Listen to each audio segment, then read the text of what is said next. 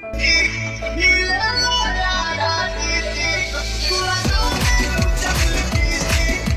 चंद लोग क्या भोजपुरी को तमाशा बना के रख दिए हैं क्या? कुछ चंद लोग जो है अपने सुपरस्टार को एडिटेड फोटो इस तरह से वायरल करते हैं जैसे लगता है कि अनंत अंबानी की शादी में जिन लोग जो जो सुपरस्टार गए थे, खास करके भोजपुरी के, तो अनंत अंबानी के फोटो के साथ एडिटेड करके उनका इस तरह से फोटो को वायरल किया गया कि लोगों को ये भ्रमित हो जाए कि नहीं, भोजपुरी का पावर स्टार पवन सिंह जो है अनंत अंबानी से मिला, जो भारत के सबसे अमीर व्यक्ति है उनसे मिला, उनके साथ हाथ मिलाया, फोटो खिंचवाया।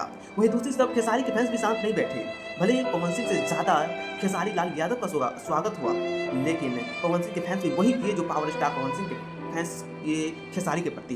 खेसारी के फैंस भी जो है अनंत अंबानी के साथ फोटो एडिट करके वायरल करने लगे। इन सभी को तमाशा करने के अलावा लगता है और कुछ बचा ही नहीं।